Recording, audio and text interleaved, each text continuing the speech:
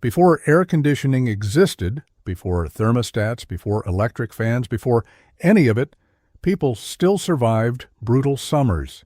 And not just survived. They slept. They worked. They lived. There was a method so simple, so cheap, it cost almost nothing. And it worked. Most people today have never heard of it. But once you see it, you'll wonder why nobody told you sooner. Here's something nobody talks about. Modern homes are actually designed to trap heat. Think about it. Concrete walls absorb heat all day and radiate it back into your room at night.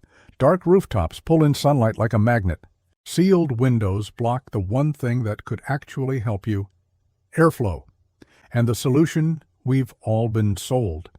A machine that costs hundreds of dollars upfront adds $50 to $100 to your electric bill every month and breaks down exactly when you need it most. Air conditioning is comfortable, yes, but it's also created a dependency. When the power goes out, when you can't afford the bill, when you're in a room without a unit, most people today have no idea what to do. They've lost the knowledge their grandparents had by default. And that knowledge, it still works. Scientifically, practically, right now. What we're talking about today is called evaporative cooling. It's not a trend. It's not a life hack from a blog post. It's one of the oldest cooling methods in recorded human history. Ancient Egyptians hung wet reeds in their doorways so the desert wind would pass through them. In Persia, architects built towers specifically designed to funnel wind down over water and into living spaces below. In rural India, homes were cooled for centuries with nothing more than a wet cloth mat and a cross breeze. The core idea is breathtakingly simple. When water evaporates, it absorbs heat from the surrounding air, and that absorption physically lowers the temperature of the air passing through. No electricity required, no expensive equipment, just water, cloth, and airflow. And the modern version of this costs about $2. Let's break it down without the textbook language. You know how stepping out of a swimming pool feels cold even on a hot day? That's evaporation pulling heat away from your skin. The same thing happens to air. When warm air passes over or through a wet surface, a wet cloth, a damp towel, a soaked material, the water molecules absorb energy from that air as they evaporate. That energy is heat. And when the heat is absorbed into the evaporating water, it leaves the air cooler. This is called the latent heat of evaporation. It sounds technical, but the effect is completely real and completely physical. Here's what makes it powerful in a room setting. If you position a wet cloth or wet towel directly in front of an open window, one that's receiving incoming air, the breeze passes through the damp material before it enters the room. That breeze arrives cooler than it left outside. On a dry, hot day with even a light wind, this can drop the perceived temperature in a room by anywhere from 5 to 15 degrees Fahrenheit, depending on your conditions. That's not nothing. That's the difference between uncomfortable and manageable. And the key ingredient, water, costs almost nothing. So if this works, why did it disappear? The honest answer is convenience won. When air conditioning became affordable and widely available in the mid-20th century, it was a genuine revolution. You didn't have to think about wind direction. You didn't have to hang anything. You just pressed a button, and that's completely understandable. But something else happened too. As homes became more modern, they were built with fewer operable windows, tighter insulation, and less thought given to natural airflow. Builders stopped designing for the breeze because they assumed everyone would install AC. Traditional knowledge, the kind passed down from parents and grandparents who actually understood how their homes worked, quietly faded out. A farmer in Arizona in 1940 knew exactly how to position a wet cloth to cool a room. His grandchildren in 2025, living in the same state, have never thought about it once. It's not that the method stopped working, it's that the memory of it was replaced by a utility bill. Let me paint a picture for you. It's July. A woman is staying in her late mother's old farmhouse in rural Texas while she settles the estate. There's no central air. The window unit in the bedroom broke years ago and was never replaced.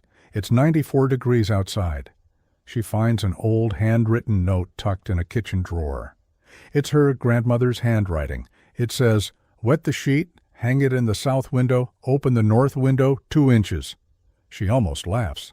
But it's hot enough to try anything. She soaks a bed sheet in cold water, wrings it out, and drapes it across the open south-facing window. She cracks the north window. Within 20 minutes, there's a noticeable difference in the room. The air coming through the sheet is cooler, not ice cold, but cooler. The kind of cool that lets you think clearly, that lets you sleep. She uses it for 3 days while she waits for repairs. That note, written in pencil on a torn piece of paper, was worth more than any thermostat. That's what forgotten knowledge looks like. Here's exactly how to apply this at home, safely and effectively. What you need: a cotton sheet, towel, or piece of breathable fabric, a bucket or basin of cold water, and a window with incoming airflow. That's it. Total cost, essentially zero, unless you need to buy a basic towel, which runs about $2 at any discount store. Step 1. Identify your airflow. Open 2 windows in your room, one on the side where wind is coming from, one on the opposite side or wall. This creates a cross breeze. Without airflow, evaporative cooling doesn't work. The air must be moving. Step 2. Soak the fabric. Submerge your towel or sheet in cold water, then wring it out well. It should be damp, not dripping. Dripping water creates humidity and moisture issues. Damp is the goal. Step 3. Hang or position the fabric. Drape it over or across the incoming window, the one where the breeze enters. You can hang it on the curtain rod, clip it to the frame, or simply drape it loosely. The goal is for air to pass through the damp surface before it enters the room. Step 4. Re-wet as needed. Depending on heat and airflow, the fabric will dry out within 30 minutes to 2 hours. When it dries, it stops working. Re-wet it and wring it out again as needed. Optional enhancement. Place a shallow tray of ice water on the windowsill beneath the hanging fabric. As the ice melts and some water evaporates from the tray, it adds a slight additional cooling effect to the incoming air. Keep the room as shaded as possible. Close blinds on windows that get direct sunlight. The less solar heat entering the room, the more effective your cooling will be. Now, honesty matters here. Evaporative cooling is not a universal solution. It has real limitations, and understanding them is what makes you actually effective. It works best when the air outside is hot but dry. Low humidity is critical. In dry climates, desert regions, arid inland areas, low humidity summer days, this method performs remarkably well. It works less effectively when the outdoor air is already humid. If you're in a coastal area or experiencing a muggy summer day where the air already feels heavy with moisture, evaporation slows down significantly. The physics still work, but the temperature drop will be much smaller. It requires airflow. A sealed room with no cross breeze will see almost no benefit. This method is entirely dependent on air movement. If the air outside is still, open both windows and add a basic battery-powered fan to push air through the damp fabric.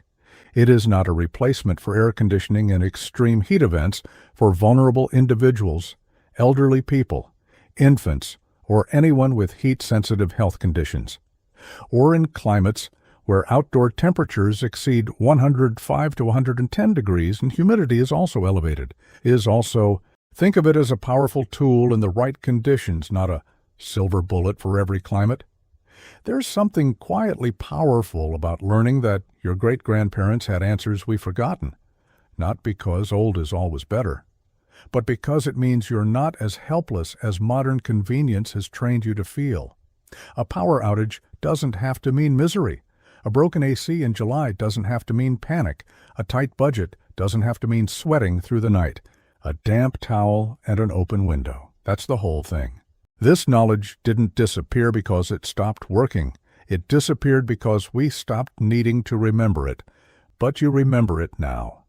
And that's worth more than you might think. not just for comfort, but for confidence. The confidence of knowing that if the modern systems fail, you have options. That's what self-reliance actually looks like. Not dramatic, not expensive, just knowing things other people forgot. Keep that knowledge somewhere, it won't get lost.